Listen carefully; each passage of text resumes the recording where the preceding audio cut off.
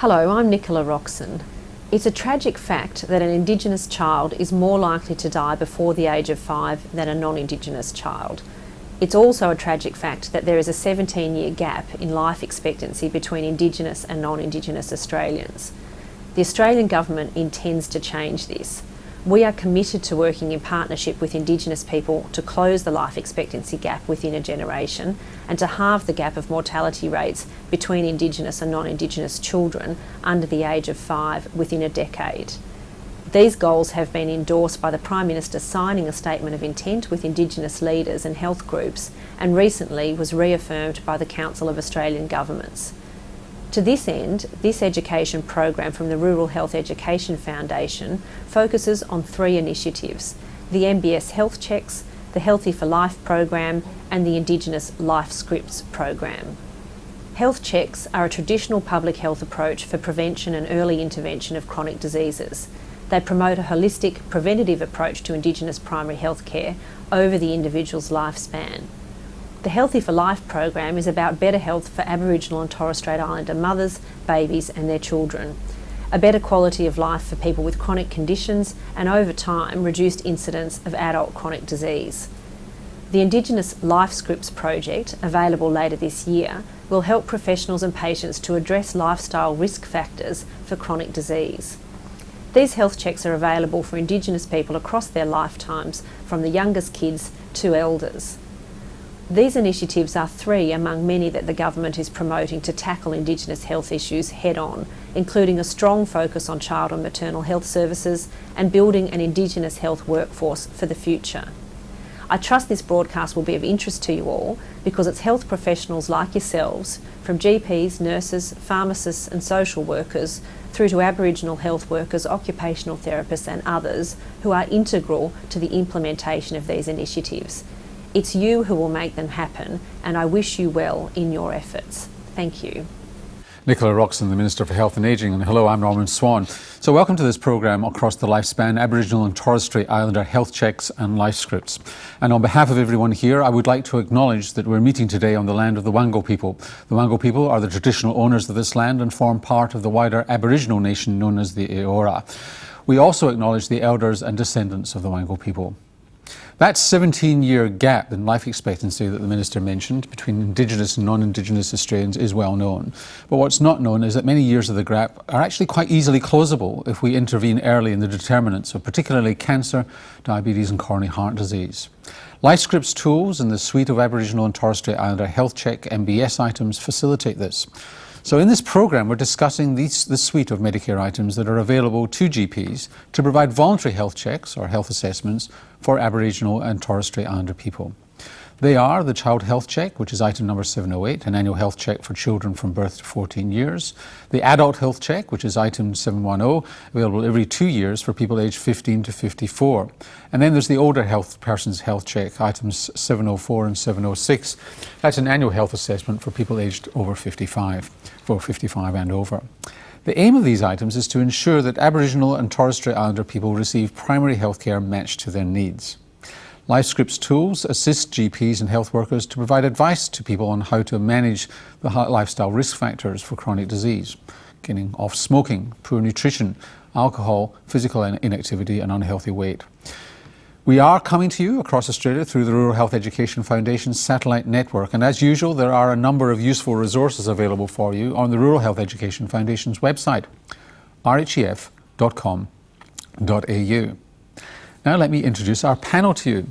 Noel Heyman is a physician and a Waka Waka man from South Queensland and Kalkadoon from Cloncurry in the Mount Isa area, and he's Clinical Director of the Inala Indigenous Health Service in Brisbane. Noel is currently the Secretary of the Australian Indigenous Doctors Association. Welcome, Noel. Thank you, Norman. Dr. Wendy Thornthwaite is a General Practitioner at the Aboriginal Medical Service in Mount Druitt in Western Sydney. Welcome, Wendy. Thank you, Norman. Nola Wyman is a Pakenji woman from Wilcannia in Western New South Wales. Welcome. Thanks, Nola. Nola is the Health Service Manager of the Marima Primary Health Care Service in Broken Hill in far western New South Wales. And Tim Williams is a Senior Medical Advisor at the Office for Aboriginal and Torres Strait Islander Health in the Department of Health and Ageing. Welcome, Tim. Thanks, Norman. So welcome to you all. So Tim, what's the rationale for these health checks? Well, really, Norman, they're taking a public health approach to Indigenous healthcare. and they're all about the prevention of ill health and also the early detection and management, best practice management of health needs of Indigenous people. How do they tie in with Lifescripts? Well, the Lifescripts is a very useful resource and methodology that's recently been adapted for Indigenous people. The Lifescripts program was developed a couple of years ago, but through the Mount Isa Centre for Rural and Remote Health and James Cook University, there's been a process of consultation with the Indigenous health sector and adaptation of that product and testing in the sector, so that we now have some lifestyle advice that's available in a way that's friendly to Indigenous people. And has it been tested? It's been tested, it's been focus group tested both with health practitioners and with consumers around Australia, from Kimberley around to Queensland, and we feel it's a product that's ready to go. So how well have the health checks been taken up? Because they've been going for a little while now. Well, health checks have been introduced over the last 10 years, and from a low base, obviously, there's been a gradual increase in uptake continuously over the last 10 years. The child health check is the last one to be introduced in 2006. What provisions are there for dealing with that downstream increase in demand, that sort of bulge that comes down? Yeah, it does create an increase, and fortunately within the Aboriginal medical service sector, they're set up to work in a multidisciplinary way and provide comprehensive primary health care, and that's what that sector's been doing more so than the mainstream health sector for a lot of years. Whenever there's a change, though, in focus, say from more acute conditions to chronic conditions, any health system's got to consider how it's going to adapt to that, and that usually requires governance or organisational changes, changes in the way you handle information in your system, changes in your human resources. So every service that decides to do more preventative checks has to consider how it's going to change its resourcing and its structure. And one way that's been helped in the last few years is with 80 sites around Australia have received Healthy for Life funding, which funded them to do analysis of their health systems and clinical audits, so they could work out ways in which they could change that focus from more acute to more preventative. And that's not to say that health services haven't been doing preventative care for a long time, but we're trying to assist health services in doing more of that than they have previously, because we recognise there's a lot of room for extra uptake of prevention in Indigenous healthcare. So is this focused on community-controlled organisations, or does it apply to the suburban GP who has a lot of Aboriginal patients? Well, it absolutely applies to the suburban GP, and the Medicare benefit item numbers are available to any GP or health service that's eligible to collect Medicare benefits. And we think that there's a great need in the mainstream sector where 60 or 70% of Indigenous people actually use services in the mainstream sector. There's a great need for the mainstream to become better at providing preventative health care that's specific to Indigenous people, and these resources and the Medicare item numbers should assist in that. So is it prescribed what you do under the health check? How much wiggle room have you got? Well, there are some mandatory elements to health checks. We think that's important because you really need a scientific and a rigorous process. But there's also quite a bit of discretion for health services to determine the best way to do health checks and what's really needed by their local community. The Medicare benefits schedule number has information in it, or the Medicare benefit schedule has information that describes what are the mandatory elements and the desired elements of a child or an adult or an older person's health check, but each health service can devise its own way of meeting those requirements and its own forms, etc., so that it works for the local community. Is it the job of the GP to do it, or can it be spread around the team? Well, it's great if you've got a team, and any GP could do one of these health checks. They're absolutely normal bread and butter work for a GP. They work even better if you've got other people that can assist you.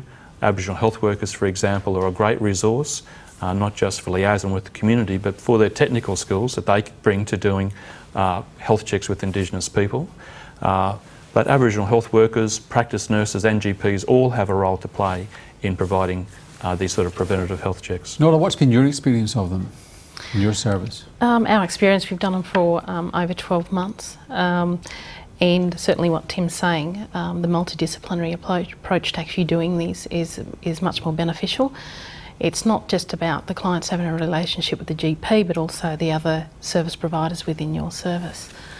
So it is very important to take that approach, and our experience has been that that's the best approach to take. Certainly with the involvement in Aboriginal health workers, these people know their community, they know their target group, their population.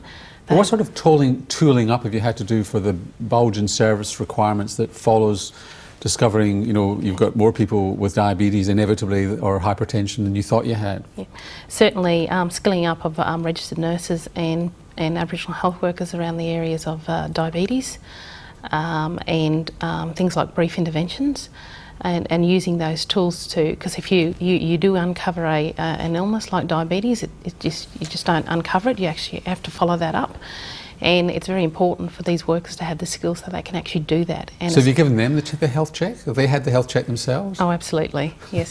All the workers have the health check. So what's your smoking rate in Aboriginal health workers now that you've had a chance to intervene with Lifescripts? Well, we haven't used Lifescripts just yet, but we will be looking at that and how we can incorporate that into our service. But it is an issue, isn't it? When you start one of these preventive schemes, it's do what I say but not what I do kind of story. How do you get your own workers to walk the talk? Yeah. Well, absolutely. You've got clients there that if a client sees somebody doing something and so, why are you telling me? How come you're not taking your own advice? That's right. I just saw you having a cigarette outside the clinic. That's right. We have a workplace, a smoke-free workplace policy, which is really important. So, if workers still choose to smoke, they do it not where clients can see them.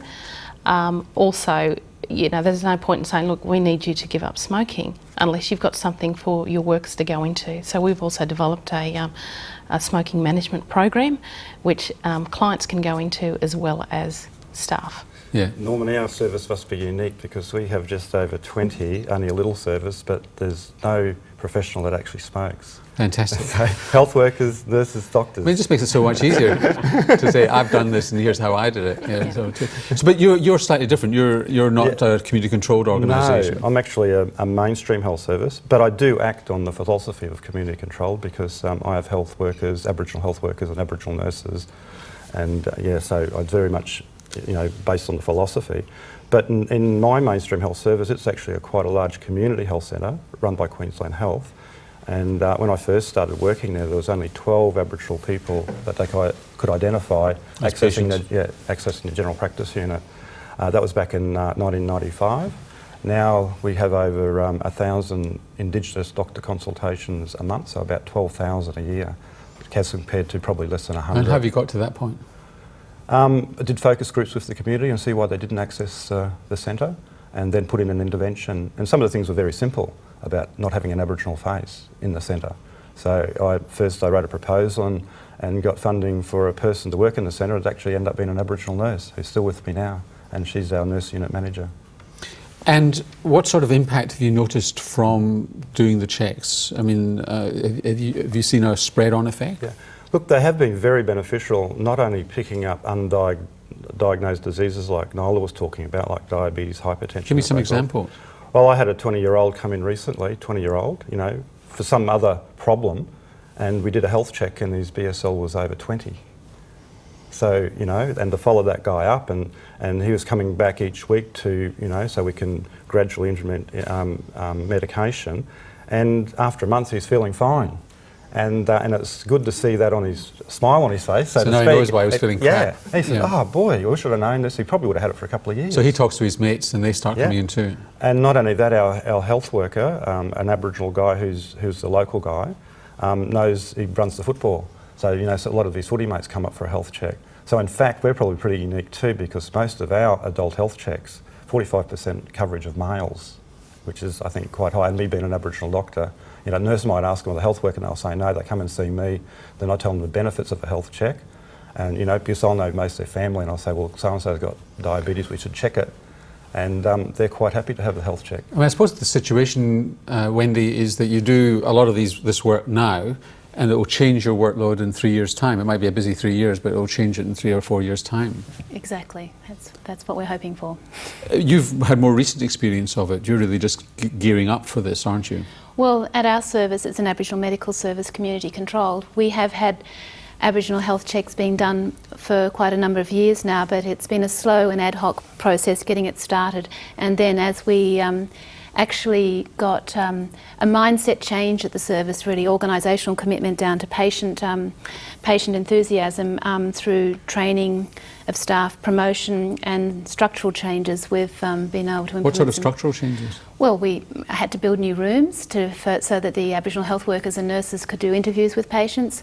We've had This sort of story could scare a general practitioner in private practice. I mean, there are other solutions. there are other solutions. That sounds good. And we share rooms and so on. But also being able to change staffing resources so that staff that might have had other jobs could now focus on doing health check work.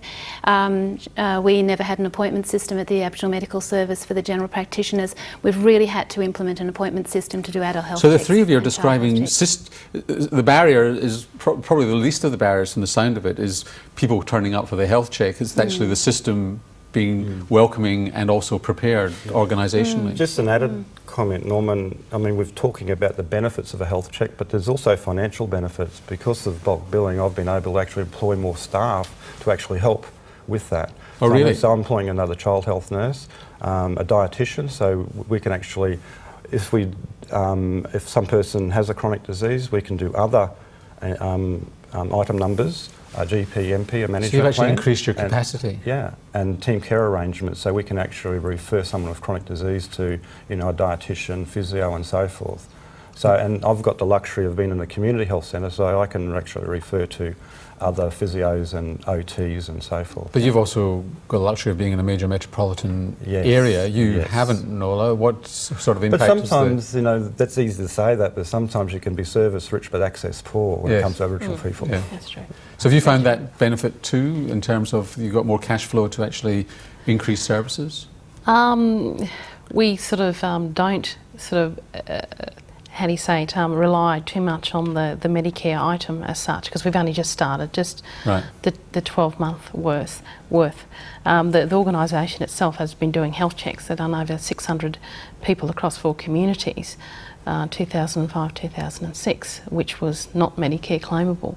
I suppose the importance behind that was the check itself. So you've been doing the honourable thing. You've been doing the right thing without getting remunerated for it. You need a GP to sign them off, and sometimes they are done in rural communities, but there's no GP there to sign them off. And yes, certainly serviced by the RFDS, and they don't claim Medicare. Let's go to. Sorry, I was going to say GPs have been doing this sort of checking in the mainstream for a long time. They've been doing older Australian health checks since 1999. So they, when we were thinking about can this be done in the mainstream, well, obviously GPs do this all the time. In fact, a lot of GPs are probably doing services very similar to this and don't realise that they can, with some extra elements added in, they could claim for this Medicare item. Yeah, especially when they can get a practice nurse now, they can be paid for under PIP payments or part of it. And look, Norman, if you're looking at trying to involve your community and for your community to have ownership, of the programs you're doing, of the service, if you're a community control service, you need to involve the community. Doing health checks gets a lot of data. If you're able to collect that data and you say to your community, this is what we're finding. This is what we're finding in our Indigenous community. So it has a population effect as well as an effect on the individual. And this is what we're doing. How can you help us do the right thing here in regards to increasing good outcomes in Aboriginal health? So the community has really good data for them to work with. Yeah, and that's what AMSs often do very well, isn't it? Noel? Community feedback and people coming to a health service and seeing something on the wall or talking to somebody that explains to them the value of the services that are being offered. Let's go to our first of our 3 case studies. This is on the child health check, and it's with GP Rob Way and Aboriginal health worker Maria Johnson at Katungal in the New South Wales South Coast. My name's Rob Way. I'm the GP for the local Katungal Aboriginal Medical Service. It services Narooma, Moruya, right down to Bega and Eden on the south coast of New South Wales. When the child health checks first came out, I was a little bemused because I thought, we're already doing this. Why go ahead and create this new item number? But I think it's really important because in our community sort of get the idea that perhaps while the child's well, we'll get them in to see the doctor and check everything's still going well. And it gives us a chance to look for conditions which the parents may not necessarily see as much of a problem. Particularly in our area, there's a lot of oral tooth decay. Terrible teeth, and we've now got a dental service here, so we're able to funnel people across to get their kids get their teeth seen pretty early rather than too late. It also lets us reinforce a few health messages and occasionally pick something up that may have been missed. Jacade is a 2-year-old boy who has been brought in by his mother for a health check, and he'll be seen by the registered nurse and a health worker. And how's your teeth? Where he can have his vital signs recorded, weight, height, head circumference, etc. And immunisation status reviewed. He missed some of his immunisations when he was sick, when he was a baby. So he still needs to catch up the last lot. Do you want to do them today while you're here at the end of... Yeah. Yep, okay, that'd be good. They'll have a number of questions addressing his developmental status, making sure that he's growing as we want him to. Jane, can I just start asking you a few questions about Cater? Do you know if he's allergic to anything? No. Nothing that you know of? No. Okay. Once they're here, we need to make sure again that they feel comfortable, that they enjoy the idea of coming to the doctor, that we give them a sticker or a good experience. And good boy. part of that is that they can see people they can relate to, and that's where the Aboriginal health work is really vital. That they'll probably know them already, and just be able to keep the kid nice and calm and happy if he's seeing me and I've got to look down his throat or into his ears or something like that. The child health checks are a very important part of what we do as well, as it's also about detection and prevention, such as checking the child's ear for otitis media, motor skills, to their nutrition. Ooh, might be a little tickle in your ear. And do you know about giving kids 2 fruit and 2 veg every day? 5 veg actually. 2 fruit and 5 veg. So it's also about the parent getting a bit of an idea of, okay, well, the nutrition, well, I'll have to pick up on that. I think it's a very great tool. They'll come out, test his ears, and if need be, if there's anything. Aboriginal health workers contribute largely as a kind of go-between, really, between the non-Indigenous health professional and the Aboriginal clients, and it really is about establishing a relationship with your clients, and that's the first thing that you need to do before you can do anything in terms of medical management, is to get people to accept you as a professional and the health service. So that's where Aboriginal health workers play a key role. We don't want you going for a sixer, dude. Today, the major issue is really with sleeping. He's actually not getting to bed until the rest of the adults in the house are asleep. So he's run out of ideas on that matter, so we really need to follow this up, because I think if kids aren't sleeping the number of hours they need to, they're just not going to behave well, they'll learn well the next day. So the other thing too is a routine. Kids love a routine. Yeah. So you probably already do this, but they have their dinner, then they have a bath, teeth, book, bed. Yeah. The other point with him is he's on a catch-up immunisation program which we need to follow up. This is just his health check. Yep. So this one, he's not on the antibiotics anymore. I think that Aboriginal health has been a second cousin to the rest of Australians' health for a long time, and I'm happy to be part of trying to improve that. Hopefully we can start doing some preventative health and start to fix some of the underlying causes for poor health in the area. And for me, at the moment, the thing I'm interested in is finding out what are those causes and how can we make a difference. Wendy, to what extent does the health check match the major health issues for children? Well, the health check for children covers both the physical, social and psychological issues, and so growth and development issues, low birth weights, malnutrition, anemia type issues, infection issues, and such as respiratory, otitis media and hearing sequelae, gastro and skin and rheumatic fever, all these infections, getting the immunisation checked is very important as well. The psychological and social aspects of health, there's a lot of social stress in many of the families. This can impact on parenting, and in turn we can have behavioural learning and high risk for emotional and school difficulties with the children. So the health check enables us to thoroughly go into those And what factors. about the way of approaching people to come along, to bring their kids in? Well, we have a number of ways of doing that. A very successful program that we have running at our service is the Child and Family Team, which really starts in utero. The team gets to know, we have an antenatal team and child nurse and Aboriginal health worker, and the teams get to know the families through the pregnancy, the children are born. We encourage that child health check, particularly in the high risk families that are being managed by the Child and Family Health Team. We've managed to also set aside dedicated GP time so that the clinic nurses can introduce the concept in the waiting room for patients that are waiting and ask them if they'd like to have a child health check and see the GP, and the after the health And do you have worker or any nurse have tips done it. for GPs in private practice? Again, the infrastructure of a community-based service is clear, you know, the advantages Sure. of that.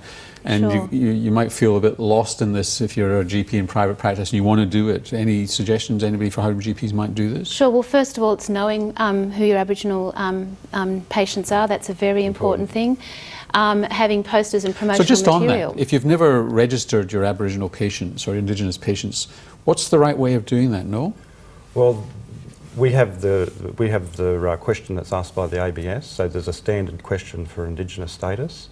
So we actually we have that on our form when they first come to the clinic to fill in. So everybody, and then that's identified. no matter how white you look, is asked for your Aboriginal status. Exactly. But that doesn't happen in like in hospital systems and whatever. Sometimes that question isn't asked where it should be. So this should be a routine in general it is. practice. So it should be asked and then put on the database so they're identified as actually Indigenous. Right. And once you know that, then it's about knowing that that item number's available, what Tim talked about, because some GPs really don't know that and they don't do it. So it's about advertising that, look, in mainstream general practice, you've got to advertise and say, look, this item number is available for health checks, and then, you know, you might get an increase. How long does it take to do, Wendy?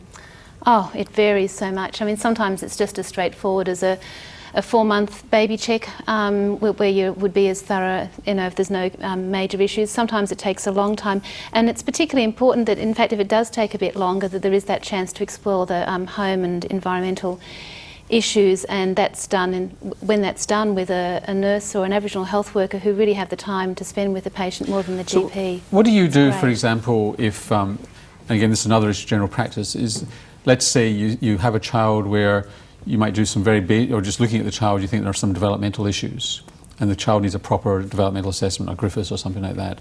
What do you do in that situation?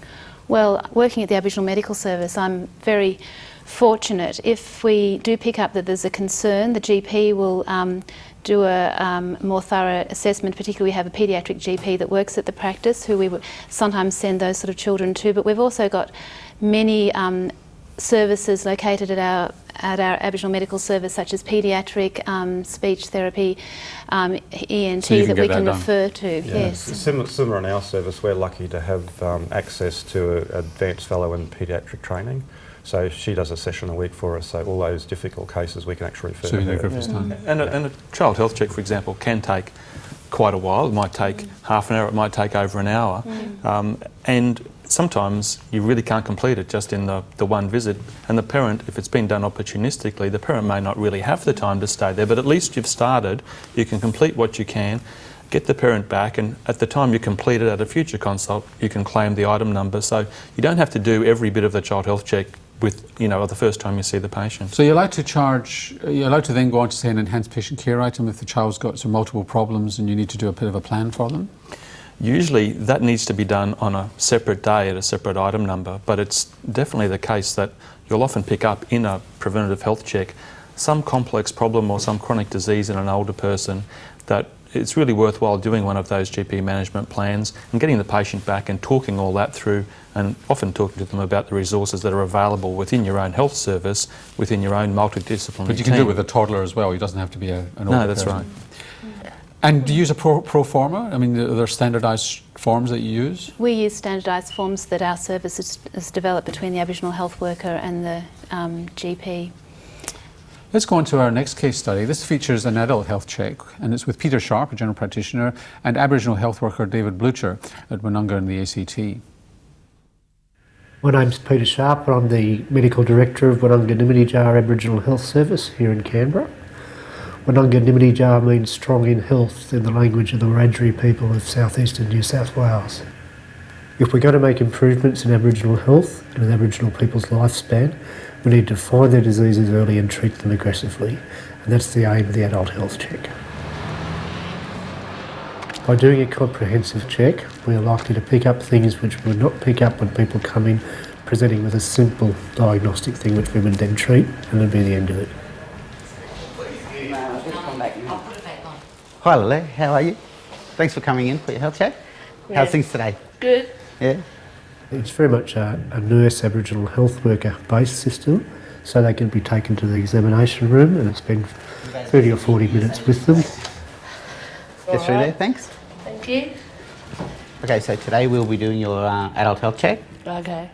When the patient first sees the health worker or the nurse, they take a history, put that down in the computer notes. They do a basic examination, put that down in the notes, talk about other things such as allergies, lifestyle problems, and it all goes on the file. When the patient comes to me, all that work's already been done. I just have to have a quick look through it, see what's been missed out, and then we can start planning our interventions or our investigations at that stage. So the first one is like relevant family history. So you go through about, you know, like does any of your immediate family have diabetes or heart disease or anything like that for time? Yeah, I've got some family members that have diabetes. Our role is to do the early detection of chronic disease, patients with the chronic disease that come through. So we do an initial screening before they actually see a doctor. Then once they've seen the doctors, if they require other follow-up work, whether it be bloods, ECGs or whatever, we can ask them, is there anything that, you know, they didn't tell the doctor or anything about that they would like us to tell them while they're not in the building? Sometimes sometimes there's something wrong with them, but they don't want to come out and say it while they're here, so they tell us, and then we can relay that to the doctors. The Aboriginal health workers in Aboriginal health delivery are the vital link between the patients and the health professional, in this case the GPs. People know and trust their health workers, and they'll trust their advice that they should see a GP and have this done. Probably with workforce issues, it's also important that the health workers make up for the lack of GPs we have in the services. Okay, so are you a smoker? Do you smoke tobacco? Yeah, I'm a smoker. Yeah? Okay. Have you ever thought of quitting? Have I ever thought of quitting? Oh, I've been told many a times by family members, but you know... You're not ready? Have you heard of Lifescripts before? Lifescripts? Yeah. No, I haven't. You haven't? Okay, Lifescripts are things that we give out to help you through the different stages, sort of when you're not ready to change, which is probably what you're at now, like because, you know, like people will be saying, but you're just not ready. Other times is when you're unsure, so you're just thinking about whether you should or not. And then sure is when you're at the stage where, yep, I want to give up, I want to do something about it and I need that help. Yep. And today I use the Lifescripts flip chart. It's much easier for patients and clients to understand. When I'm having a one-on-one session and got a fair amount of time to spend with the patient, we go through the little charts where they have tick boxes. It gives the patients a chance to have a say in their own treatments. It gives them ownership of whatever disease or whatever's wrong with them. I think they're a good idea. They give somebody a reminder and a hint of what can be done to help them, and different things can be done. I think it's a step beyond just talking to them, giving them something to take home and to think about is a good thing. And do you drink alcohol? Yeah, I do. Yeah? Okay, so there's, do you drink within the normal limit, like safe drinking, you know, like how often would it be? I can't really say. No? Okay. Right. During the adult health check today, although she's quite well, there's some answers that she didn't want to come across with, which is perfectly good, because it's a legitimate answer to put, you know, declined on the drop-down answers. There's actually declined answer. Whether she tells the doctor is a different story. That's, you know, not for me to judge. But I did go through what were safe drinking limits and what were the 4 steps about ready to quit, thinking about it and stuff like that. And the support is always there and will be given. And a bit about my history and that, so... Yeah, good. A couple of things came up today. There's a family history of medical conditions, and these things need to be dealt with appropriately. Now, some of them, such as the family history of diabetes, the most appropriate thing to do is to organise appropriate blood tests for the patient to rule that out. In terms of the lifestyle stuff, I know that the Aboriginal health worker, David, has spoken to her about that already, and I thought that was good enough for today. Most people do think about it and decide at some stage they want to give up. What you should do then is come and have a talk to one of the doctors here and the health workers about ways we can help you, because it can be very difficult to give up as well. There's no point in pushing too hard and putting people off. She's an intelligent girl, she knows what the answers are, and when the time comes she'll know what she wants to do, and hopefully we can give her support then. Just about the smoking again. The adult health check, I think in general it's accepted very well. People are keen to do something about their own health problems. They see this as a way of improving the future. I think it's a very well accepted program. Tim, who should have an adult health check? Well, all Indigenous people, anyone who identifies as being of Aboriginal or Torres Strait Islander descent, is eligible to have, if they're between 15 and 54 years of age, eligible to have one every 2 years. And it's a good idea for everybody to consider having one.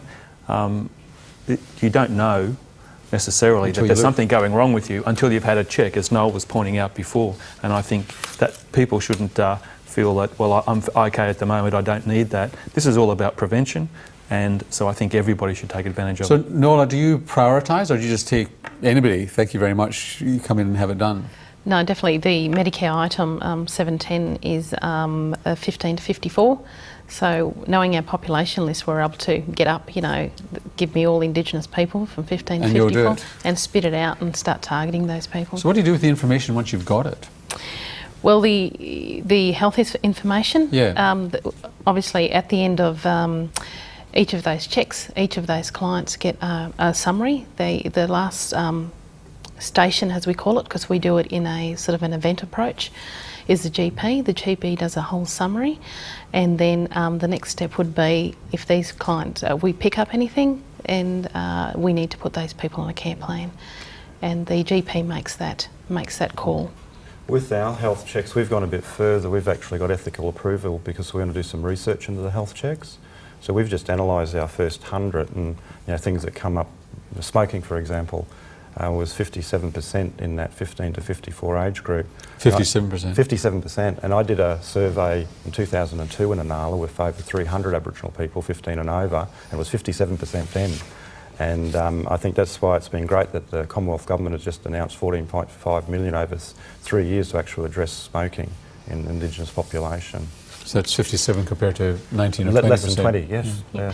And that's right. You know, if you're looking at what results you got, you're able to put up an argument on what you need to more you need to put in. So do you have to have recall systems in place? Yes. Excellent. Yes. Absolutely. To work well, you need recall. And what about training? You mentioned training was an important issue for your staff. It's really important. In regards to, if you're an Aboriginal health worker and you've had basic training, having to talk to clients regarding smoking and alcohol is very, very difficult. So training is around the areas of brief interventions, because you not only, you're doing a health check that day, but you need to follow up over time. Alcohol and smoking will always be asked. Yeah. And you need to be confident in asking that and know the reasons why you're asking that and how that impacts on that person's and be able to do chronic something disease. there and then. That's right. And Wendy, with adult women, there's an issue over antenatal care, quite a strong focus. Yes, there is, and our service is actually lucky to have had a long-term antenatal program that's been a share care one supported by the New South Wales government, and as part of that we've in the last couple of years initiated doing adult health checks as part of the booking in or first visit, because in fact we were finding that the first visit, full history and social and emotional review that you do with our antenatal patients was exactly what you do for an adult health check. So it's been a great way of implementing the adult health check in that system where the patient will be coming back for regular checks as well. So now what do you do about people who are moving between communities, who are mobile? That is difficult because we have a lot of patients that, go up to Cherbourg, Warrabinda and so forth, and they're travelling back and forth. But having said that, I did in that survey I did in 2002, there was about 60-70% that are actually stable residents that have been there for quite a long time. So we do have a few. But you could have some quite potentially sick people who are moving up to Cherbourg or other rural communities. Yeah. Do you have to then form links or shared records or that sort of thing? Yeah, we haven't got. That's the ideal, would be able to share records on the computer system, but that's not possible. They've got in the Northern Territory, I think. And also in Cape York with Ferret, you can actually, one person goes into one clinic and they can look up their records if they've come from another clinic. Right. But with us, it's relied on, them asking you for that patient's record and we send it to them. What do you do, Nola? It's a bit like Noel. We've got a standalone system there in Broken Hill, but 3 of the communities that are linked to our organisation, that our organisation manages, are linked through the Ferret system. And so you can bring it up there, and if someone's had that, then it'll be ticked off on the red box will be gone. Other thing is having a relationship with the other health services. And what about shared care, Wendy, in terms of your tertiary services and that sort of thing, especially services if you're in a country town? What sort of systems do you have to develop, or do you need to do anything special once you're doing these health checks? My experience of shared care is more with antenatal care in the city setting. And I guess it's having very strong partnership links with the other services, and setting up formal partnerships of sharing information is important. At our service, we actually have hospital staff that come and form part of our antenatal program at our service, so we get the hospital coming to us. So you actually get them out of the hospital? Yep, it's great. Doesn't the world of good, I'm sure. Yes. Tim, did you want to comment on that? Yeah, I was just going to say that you do need to have good relationships and linkages with other agencies that work with you, especially in the Aboriginal medical service sector. And in recent years, the government has recognised more and more the importance of child health services and improving antenatal care, and the role that has to play in preventing long-term disease in adults. And so some of the new policies that are around nurse-led home visiting programs and childhood literacy and numeracy, and just ramping up better child and maternal health services, they're seen as a very important way forward for the Indigenous community for health in the future. Let's go to our final case study. This is the older person's health check with Rob Way again, the general practitioner, and trainee Aboriginal health worker Kylie Lonsdale at Katungo.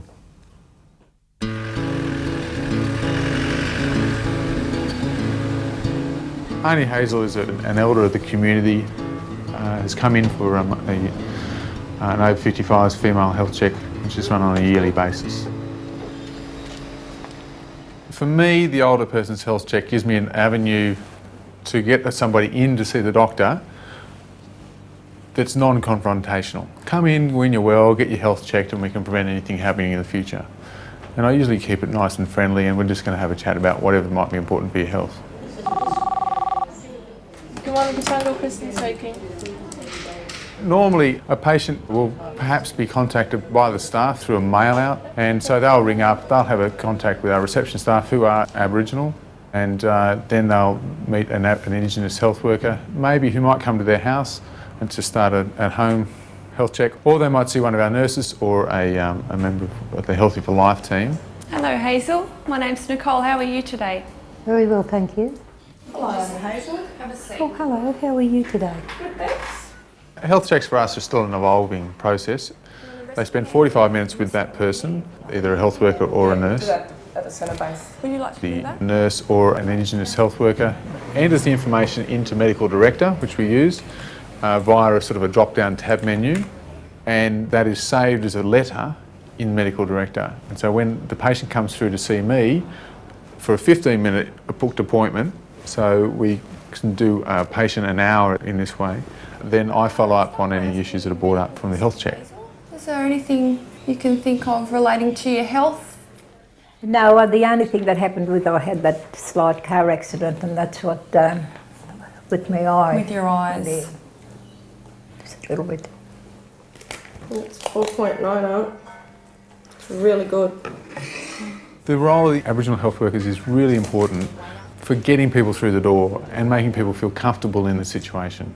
I think that one of the major barriers for presentations for Indigenous people is feeling as if you're a bit of a fish out of water. And I don't know if any of us, whenever you imagine you're travelling overseas and you get an infected knee or something like that and you're in China, when you walk into the local hospital or so forth there, you have a real sense of being out of control, particularly if it's a serious injury. And I think that's the way I always try to imagine that particularly people who are a little bit uncomfortable or new to the area may be feeling when they're coming in to see us. So if they see a familiar face, hear familiar language, see familiar things, they're far more likely to be relaxed and have and come back again. So do you have any problems showering yourself or? Not at the moment. Good. But when I do, I'll look for Kylie to come and help me. Yeah, I'll come and help you. Absolutely. My name's Kylie Lonsdale. I'm a health worker at Katungal Aboriginal Medical Service. I monitor elderly people with chronic disease, blood pressures, and then follow on from those with doctors' appointments, referrals. Thank you for your time. Okay. Thank you very much. Annie Hazel, I've known her for a while, and she's quite comfortable telling me and talking to me and letting me know things that she's never probably or hasn't even told anyone. Auntie Hazel, come on in. I'm really basically trying to engage her in her own health and perhaps show her a benchmark that she can judge herself. How was that health check, all those questions? It was good. Yeah? Yes, I'm pleased it happened. Yeah? Yes. Yeah. I really try not to be patronising, which I think is a real danger with these types of checks, because we're really saying, oh look, here's what you should be doing, are you doing it? Where in fact, I think people are well aware of what they should and shouldn't be doing, and it's really a chance to bring them in to discuss what they might want to be doing and what the barriers are for them for achieving that. And if you are buying bread, we recommend using the wholemeal bread. Well, actually, I don't buy bread anymore. I just have a biscuit, salad or something like that. Good. Auntie Hazel's found out that white bread was really a big part of her diet. Take that out. She's lost 2 kilos in 2 months. So part of the health check sort of brought up the question of you losing weight, and we've got some new pamphlets or what they call Lifescripts, which have come through from the department as a way of summarising some of the advice that we have for losing weight. I don't know if would you like me to go through those? Well, if it's not too much for you. No, not too much for me. It's not too. So today we use a new product, the Lifescripts, and I suppose they're another way of reinforcing what the doctors are already passing on as a message about health. In its weight, tobacco, alcohol, etc. And it's trying to point out what a safe level of drinking is, what a quick and easy way of losing weight is. So will I take these two? Take them. They're yours to put on the fridge or just to have a look with. A lot of research shows that even if the doctor and the patient both think they've communicated effectively, if you ask separately what the other guy was talking about, it often doesn't marry up too well. So I think having a piece of paper that actually concretely says this is what 3 standard drinks is, or this is your goal weight, I think that's a handy thing to take home. Noel, I suppose one of the barriers here is recognising that 55 in an Aboriginal community or Aboriginal Torres Strait Islander community is in fact old, unfortunately, tragically. Well, it is. Sadly, when I see a lot of my patients who, around 55, which I'm nearly that, and they've usually had a heart attack, they might have, chronic renal failure and so forth. And I think with this check, it's about managing those diseases that they already have very well. But there are often new things that we pick up because we do a mental state examination, and you can actually, start to identify some early dementia in some of the patients. And also about, in the questionnaire about, their home living, about problems getting around in the home. They might be having falls or whatever. And then if they do have chronic disease, then we can use the other item numbers like a GP management plan and the team care arrangement to actually send out occupational therapists and check their house out and, to put in rails here or ramps or whatever. And is a medication check part of all this? Yes, for sure. So, we write down what medications they have and we go through it with them, because sometimes they either forget or sometimes they even double dose themselves. So sometimes if I identify those people, we get dosset boxes for them. And what happens, Tim, if part of the consultation's in the rooms and part's at home? Well, for that older person's health check, there are 2 item numbers, and one, if it is done in the home, there's actually a higher rebate if it's done in the home. If it's done partly in both places, well, wherever the majority of the health check was done, that's the item number that should be claimed. And for the home, you could also include nursing home if they're in an institutional care?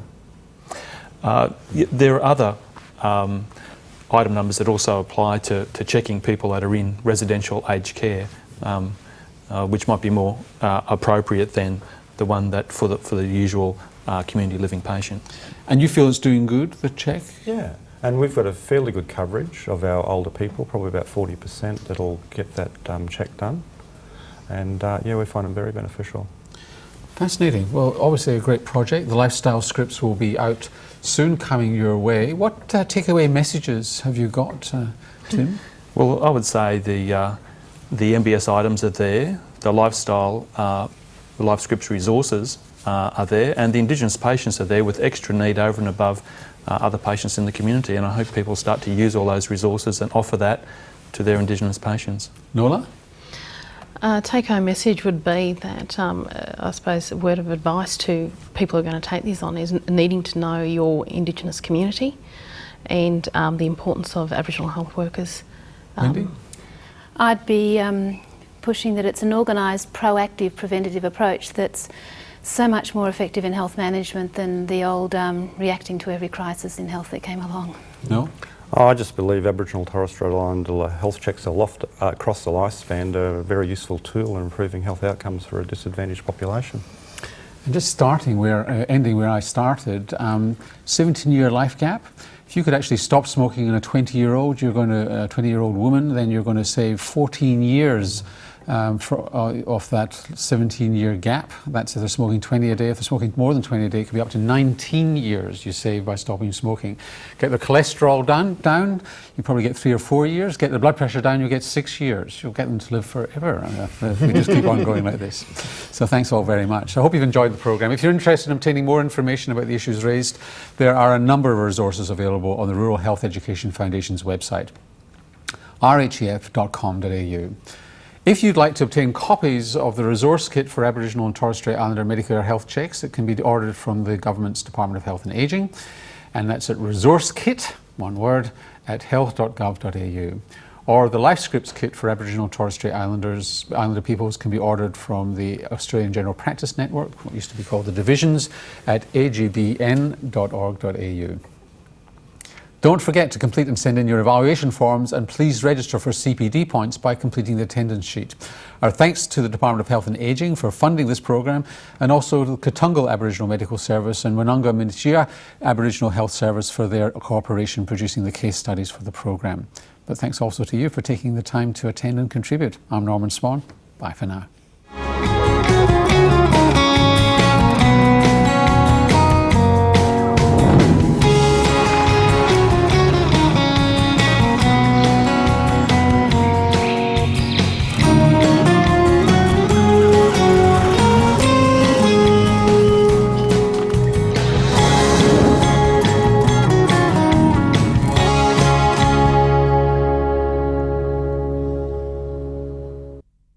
The Rural Health Education Foundation has a limited number of free DVDs of the programme Across the Lifespan, Aboriginal and Torres Strait Islander Health Checks and Lifescripts. You can order your copy at Indigenous Health, that's one word, at rhef.com.au. This distribution is supported by funding from the Australian Government's Department of Health and Ageing.